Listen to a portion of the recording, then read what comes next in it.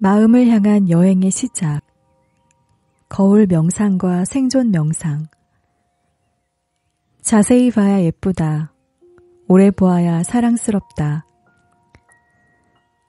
풀꽃을 보고 쓴 나태주 시인의 시구다. 지나치기 쉬운 작은 풀꽃도 관심을 두고 바라보면 아름다울 수 있다는 문장의 여운이 참 좋다. 그러고 보면 자세히 봐야 예쁜 건 풀꽃만이 아닌 것 같다.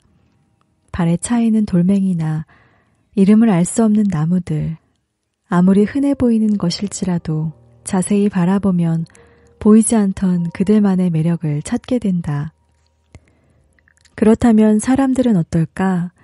낯설고 평범한 누구든 자세히 보면 예쁘고 사랑스러워 보일 수 있을까? 심리학자들은 단 2분이면 그렇게 될 수 있다고 말한다. 미국의 심리학자 조앤 켈러먼 연구팀은 남녀 48명을 모아 한쪽은 아무런 지시도 내리지 않고 한쪽은 2분간 서로의 눈을 바라보게 하는 낭만적인 실험을 진행했다.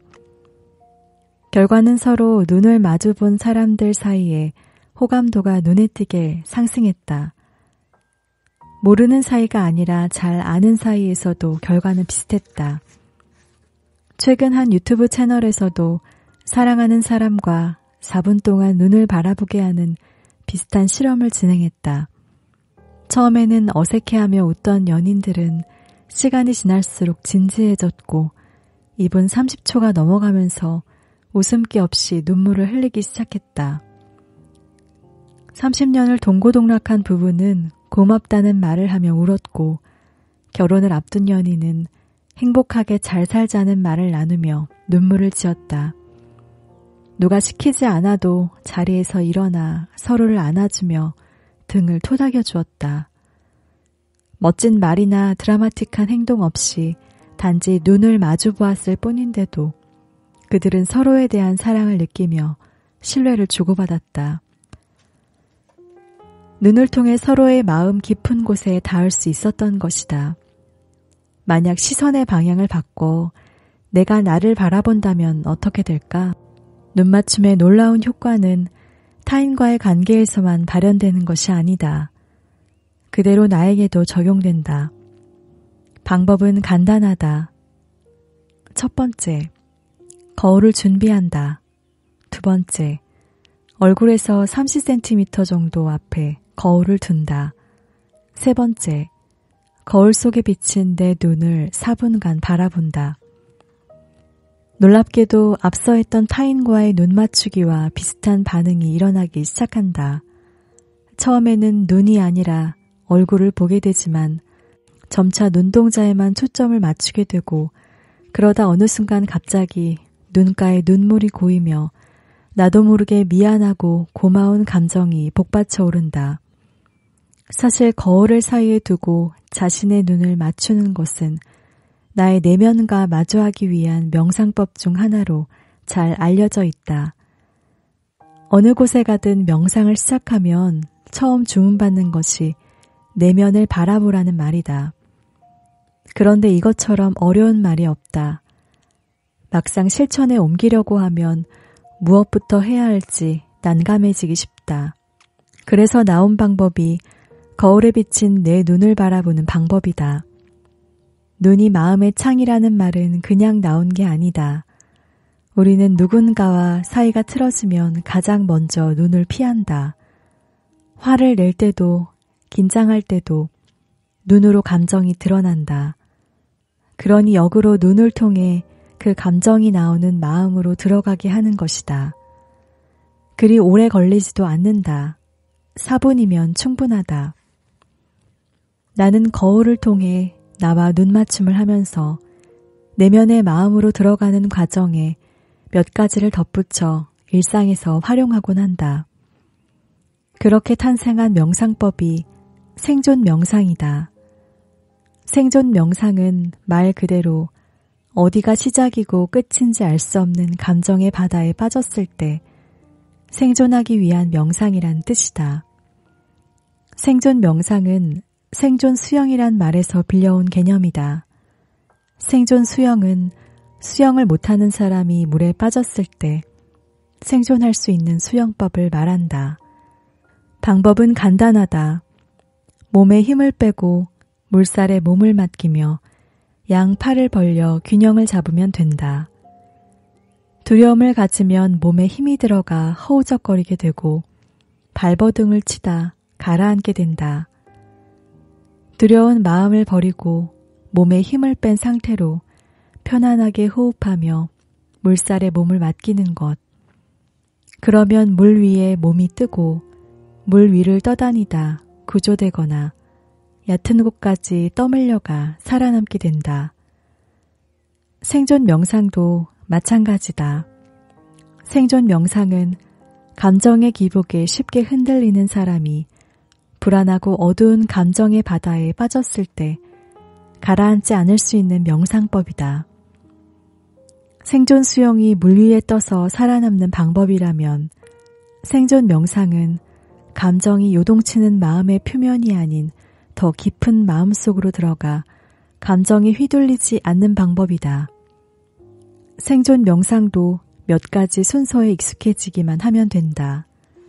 첫 번째, 몸의 긴장을 풀고 지금의 호흡을 느낀다. 거치면 거친 대로, 느리면 느린 대로 내가 어떤 호흡을 하고 있는지 알아차리기만 하면 된다. 두 번째, 호흡이 느껴지면 이제 나와 눈맞춤을 시도한다. 거울이 필요하면 거울을 활용하고 거울이 필요 없다면 지그시 눈을 감고 내면을 바라본다. 세 번째, 마음속에 떠올랐다 사라지는 생각과 감정을 장면처럼 하나씩 바라보며 느낀다. 내면을 바라본다는 말이 처음에는 특히 어렵게 들릴 수 있다. 그때는 폴 고갱의 다음 말을 떠올려 보기 바란다. 나는 보기 위해 눈을 감는다. 고갱의 그림 타히티의 풍경과 같은 원색의 그림은 눈을 감고 본 풍경을 그린 것이다. 그림 속 풍경은 실제 그곳의 모습이라고 하기 어려울 정도로 단순하게 그려져 있다. 그래서 우리가 그림을 통해 알 수 있는 건 사실적인 타히티의 풍경이 아니라 그 풍경을 보고 있는 고갱의 느낌이다. 고갱은 눈을 감고 자신의 마음이 느끼는 풍경을 떠올리며 작품을 그린 것이다. 눈을 감고 내면을 바라보라는 것도 마찬가지다. 내 마음속에 일어나는 생각과 감정이 어떤 것인지 고갱이 그랬듯 그대로 느끼면 된다. 예를 들어 눈을 감고 내 마음을 느끼려 했을 때 갑자기 어제 먹은 피자가 떠오른다면 그 피자를 바라보면 된다. 내일까지 올려야 할 보고서가 떠오른다면 그 보고서를 바라보고 잊고 지냈던 친구의 얼굴이 떠오른다면 친구의 얼굴을 바라보면 된다. 그게 바로 내 마음과 눈을 마주치는 것이다. 동시에 여러 개의 꿈을 꿀 수 없듯이 수없이 떠오를 것 같은 생각도 결국에 하나씩 떠올랐다 사라져간다. 그 명멸하는 생각을 하나씩 바라보는 것, 딱 거기까지가 생존 명상을 통해 마음을 보는 방법이다. 그렇게 이리저리 올라오는 생각과 눈을 마주치다 보면 어느 순간 생각이 잦아들고 무언가를 보고 있지만 아무것도 보고 있지 않은 고요한 느낌과 마주한다. 바로 이때가 긴장하며 베타파를 뿜어내던 뇌파가 이완과 집중의 뇌파인 알파파와 세타파로 전환되는 시점이다. 그리고 이 순간이 감정에 휘둘리던 불안한 의식이 마음의 좀 더 깊은 곳으로 내려가 편안히 안착하는 시점이기도 하다. 호흡의 리듬을 타고 내 마음의 감정과 눈을 마주치는 일은 아주 짧은 시간 안에 나를 전혀 다른 세상으로 안내한다. 그 세상은 우리가 흔히 말하는 무의식의 영역, 마음의 세상이다. 나는 생존 명상을 통해 내 마음으로 들어가는 과정을 마음으로의 여행이라고 부르기도 한다. 이 여행은 파도치는 거친 해수면을 뚫고 깊은 심해로 들어가는 잠수와도 같다. 빛이 들지 않는 고요한 심해는 요란한 세상과 연결되어 있지만 한편으로는 전혀 다른 온도와 밀도를 가진 비밀의 공간이기도 하다. 흔들리는 감정 아래에 있는 심해의 마음에 다다른 순간, 실제로 내 몸은 고요한 편안함을 맞이한다. 이때의 고요함은 소리가 들리지 않는 청각적 고요함이 아니다. 소리가 들려도 주위가 산만해도 함께 휩쓸리지 않는 깊고 무거운 고요함이다. 긴장을 누그러뜨리고 마음을 편안하게 하는 생존 명상이 다른 명상법과 가장 큰 차이는 긴장하고 있는 나에게 무엇을 하라고 요구하지 않는다는 점이다. 긴장하는 순간 스스로 되뇌는 긴장하지 말라, 잘못해도 괜찮다, 닥친 일을 우습게 생각하라 같은 말들은 모두 나를 나무라거나 무엇이든 해보라는 독촉이다. 그런 다그침은 긴장하는 나를 더욱 불안하고 흔들리게 하는 원인이 된다. 생존 명상은 긴장하는 나에게 아무것도 요구하지 않는다. 대신 긴장된 호흡을 그대로 느끼면서 내면에서 흔들리며 떠오르는 생각과 눈을 마주칠 뿐이다. 그렇게 눈을 마주치다 보면 긴장감이 내 몸을 어떻게 만들고 있는지 자세히 볼 수 있게 된다. 내면을 바라보며 마음과 눈을 마주치면 마음은 내 간절한 요구를 들어줄 때가 많다. 구름같이 떠다니는 생각보다 자신을 보며 말을 걸고 있는 나의 시선을 더 믿는 것이다. 이런 의식의 흐름은 손에 땀을 쥐고 살아가는 현실의 나에게 몸은 여전히 긴장되지만 마음은 고요한 두 개의 감정을 느끼게 한다. 그리고 그런 느낌은 마치 추운 겨울에 입은 따뜻한 외투처럼 추위를 견딜 수 있는 따뜻함을 느끼게 해준다. 일상에서 긴장된 순간에 놓일 때 심해처럼 고요한 잠시의 명상을 통해 감정에 휩쓸리지 않고 가라앉지 말기를 바란다. 혼자 있지만 외롭지 않은 시간. 사람들과 대화를 하다 보면 극도의 허무함과 무기력에 빠진 사람들을 가끔씩 만나게 된다. 좋은 직장에 다니지만 어떤 행복도 느끼지 못한다거나 가족과 단란한 가정을 이루고 살지만 왜 살아야 하는지 모르겠다는 사람들. 그들과 이야기를 나누다 보면 훌륭한 배경과 경제력을 지니고 있음에도 한 가지 결여된 부분이 공통으로 보인다. 마음 출구가 없다는 점이다. 마음 출구란 마음에 쌓인 감정의 찌꺼기를 마음 밖으로 내보내는 마음의 문을 말한다. 음식을 먹으면 몸속에서 흡수와 배출이라는 자연스러운 대사가 일어나듯이 마음에서도 비슷한 과정을 거쳐 감정을 처리한다. 감정이 들어오면 긍정적인 감정은 받아들여 충만함과 행복함을 느끼게 하고 부정적인 감정은 내보내 앙금이 남지 않게 한다. 그런데 마음은 몸보다 훨씬 더 예민한 구석이 있다. 원하지 않게 감정의 상처를 경험하거나 지속해서 부정적인 감정의 압박을 받으면 금세 대사작용을 멈추고 상처받은 감정들을 마음속에 쌓아놓는다. 그리고 그렇게 남겨진 감정의 찌꺼기는 결국 마음을 병들게 한다. 내가 혹시 괜찮은 일상 속에서 기쁨에는 둔감하고 우울에는 민감하게 되었다면 마음이 잠시 대사를 멈춘 것으로 생각해도 좋다. 그럴 때는 쌓여있는 부정의 감정들을 내보낼 수 있는 마음 출구를 찾아 적출된 감정을 내보내야 한다. 우리는 각자 자신만의 마음 출구가 있다. 울적하고 힘든 마음이 들 때 운동을 하면서 마음을 다독이는 사람이 있고 영화를 보거나 책을 읽으면서 마음이 좋아지는 사람도 있다. 이렇게 마음을 푸는 방식이 모두 다른 것은 마음의 출구가 서로 다르기 때문이다. 예를 들어 마음 출구가 손인 사람은 손을 움직여야 감정이 해소된다. 글을 쓰거나 바느질을 하고 그림을 그리면 울적한 기분이 해소된다. 출구가 입인 사람은 소리를 내야 한다. 친한 친구를 만나 수다를 떨거나 노래방에서 노래를 부르며 기분을 풀고 마음을 치유해야 한다. 출구가 몸인 사람은 몸을 움직여야 한다. 운동하거나 여행을 떠나고 청소를 하면 울적한 마음이 괜찮아진다. 내가 어떤 마음 출구를 가졌는지 잘 아는 사람일수록 감정을 잘 배출해 건강한 마음을 유지할 수 있다. 그런데 의외로 많은 사람이 자신의 마음 출구를 제대로 알지 못한다. 출구가 손인 사람이 노래를 부르며 스트레스를 풀고, 출구가 몸인 사람이 친구와 수다를 떨며 시간을 보내기도 한다. 그러니 잠시 기분 전환은 되어도 무거운 마음이 해소되지는 않는 것이다. 어떤 일을 했을 때 가장 마음이 편안해지고 내가 치유될 수 있는지를 알려면 다양한 경험을 해봐야 한다.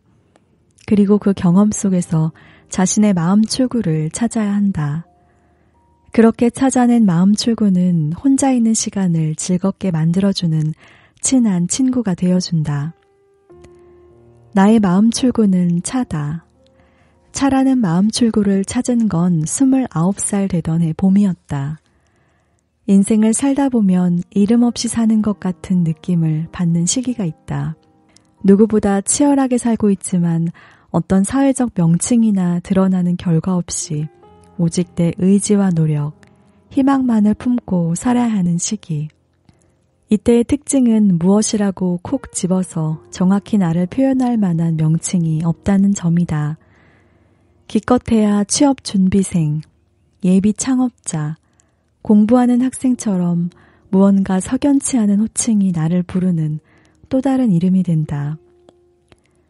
나에게는 29살이 그런 시기였다. 학교를 졸업한 후여서 학생은 아니었다. 취업도 하지 않았고 어딘가에 특별히 적을 둔 것도 아니었다. 오히려 편안히 살고 있던 집을 나와 처음으로 독립하며 친구들과 연락도 끊은 채 자발적 고립을 이어가고 있었다. 고립을 선택했던 건 내 삶의 방향을 찾기 위해서였다. 사공이 많으면 배가 산으로 간다는 말처럼 내 인생의 후회 없는 선택을 스스로 내리기 위해 경제적으로도 물리적으로도 완벽히 혼자가 되어보고 싶었다. 그런 고립이 당연히 처음에는 적응이 되지 않았다. 무엇을 해야 할지 손에 잡히지 않았고 고립이 주는 막막함만 커지고 있었다. 그렇게 이어지던 막막한 고립의 시간이 즐거운 운둔의 시간으로 바뀐 건 야생 중로차를 알게 되면서다. 이전부터 조금씩 차를 마시며 차에 관한 공부를 해오고는 있었지만 대단한 열의가 있었던 건 아니었다. 주면 마시고 없으면 마시지 않는 정도였다. 그러다 운명처럼 깊이 차에 빠지게 된 결정적 계기가 차 선생님이 우려준 특별한 중로차를 마시고 나서였다. 중로차는 대나무 숲에서 대나무 이슬을 먹고 자라는 차를 말한다. 어떻게 그곳에 뿌리를 내렸는지 쭉쭉 뻗은 대나무 사이에 뿌리를 내리고 자라다 보니 상대적으로 키가 작은 차나무는 햇빛을 거의 받지 못한 채 자라게 된다. 거기에다 군집을 이루고 있는 대나무의 뿌리들이 토양의 수분을 모두 가져가 버리니 수분을 충분히 흡수하지도 못한다. 적은 일조량과 부족한 수분이라는 최악의 생장 조건에서 차나무가 자라야 하는 것이다. 이렇게 말도 안 되는 환경에서 자란 차가 무슨 맛이 있고 향이 있겠냐며 아무 기대 없이 마셨던 첫 잔에서 나는 깜짝 놀라고 말았다. 그 맛과 향이 너무 깊고 맑았기 때문이다. 처음 한 모금 입에 머금었을 때 홍어의 삭힌 맛 같은 짜릿한 맛이 미세하게 돌다가 그 맛이 점차 부드러운 단맛으로 변해갔다. 그러면서도 녹차의 푸릇한 맛과 향을 잃지 않고 맑은 맛을 지니고 있었다. 더 놀랐던 점은 10번 이상 뜨거운 물에 우려도 찻잎의 생생함이나 맛이 크게 변하지 않았다는 것이었다. 후에 알게 된 일이지만 중로차는 이런 독특한 맛과 향, 생명력 때문에 녹차 중에서도 가장 좋은 상품으로 다뤄진다고 한다. 자신이 견뎌낸 고단하고 척박한 환경이 오히려 자신만의 맛과 향을 간직한 귀한 차를 만들어준 것이다. 중로차를 마시면서 이 차가 내 고단한 과거와 현재를 보여준다는 생각이 들었다. 그렇다면 이제부터는 미래의 모습을 닮으면 되지 않을까? 나도 척박하고 어려운 환경을 잘 이겨나간다면 중로차처럼 나만의 향과 색을 가진 무엇이라도 되지 않겠냐는 희망을 품을 수 있었다. 그 뒤로 나는 차의 세계에 본격적으로 입문했다. 그러면서 차라는 게 얼마나 번거로운 취미인지도 알게 되었다. 무엇보다 차의 예민함은 이루 말할 수가 없었다. 똑같은 물과 똑같은 재료, 똑같은 방식으로 차를 타도 어떤 사람이 어떤 기분으로 차를 우리느냐에 따라 맛이 달라진다. 슬플 때 차를 타면 차 맛도 쓴맛이 돌며 무겁게 가라앉고, 기쁠 때 차를 타면 경쾌하고 시원한 맛이 난다. 그렇게 예민하기에 다루고 보관하기가 조심스럽다.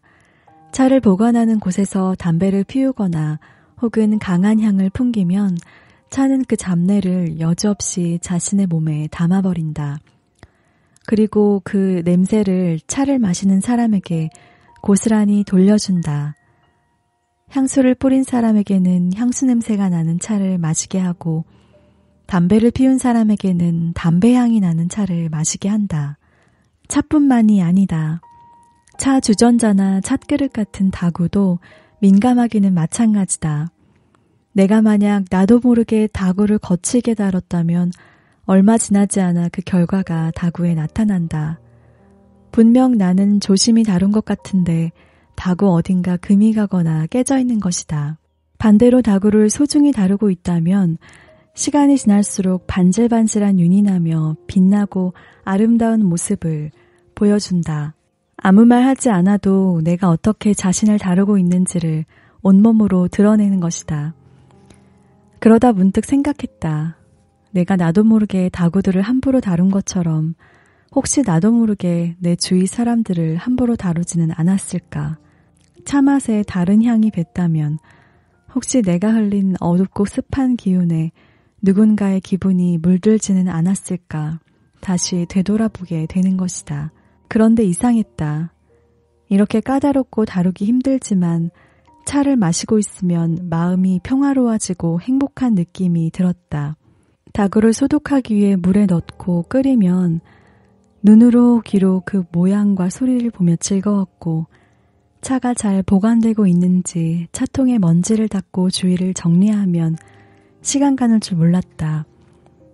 차를 마시기 위해 물을 끓이고 차가 우러나길 기다리고 잘 닦여진 잔에 따르며 조용히 마신 그 순간도 그렇게 고요하고 충만할 수 없었다. 이렇게 예민한 차가 어떻게 나를 위로하는 마음의 출구가 되었을지를 생각하니 내가 차와 닮았기 때문이라는 생각이 들었다. 차처럼 민감하고 쉽게 다치면서도 자신을 알아봐주는 사람에게는 원래의 맛과 향을 보여주는 차는 바로 나의 모습이기도 했다. 그래서 익숙했구나. 그래서 이렇게 번거로운 취미가 반가웠구나 생각하니 차 마시는 시간이 더욱 애틋해졌다. 혼자 있는 시간이 즐거워지면 그 즐거움을 함께 나누고 싶다는 마음의 여유가 생긴다. 그렇게 혼자라는 고립은 즐거운 은둔이 된다. 차는 내가 보낸 1년의 은둔 생활을 즐겁게 해준 좋은 친구였다. 그 친구가 있었기에 나는 그 시간을 충만하게 보낼 수 있었다. 지금도 우울한 감정이 마음에서 나가지 않으면 다구를 꺼내 차를 마신다. 그때의 은둔처는 지금 거실 한쪽에 다실이 되었다. 그곳에서 나를 위해 좋은 차를 꺼내고 좋은 물을 끓이고 정성을 다해 우린 차를 나에게 대접한다. 그러다 보면 우울했던 감정이 찬물에 희석되어 점점 옅어지는 게 느껴진다. 요즘 나는 이제 막 사춘기에 접어든 아이에게도 차를 가르치고 있다. 차를 통해 은둔의 즐거움을 가르치는 셈이다. 그 시간은 홀로 차를 마시는 시간이 내 삶을 얼마나 촉촉하게 적셔줄 수 있는지에 대해, 차를 나에게 정성 들여 대접한다는 것이 얼마나 나를 존중해주는 일인지를 알려주는 소중한 시간이 되고 있다. 모든 사람이 꼭 나처럼 차를 마실 필요는 없다. 누군가에게는 마음의 출구가 커피일 수도 있고 요리일 수도 있고 와인일 수도 있다.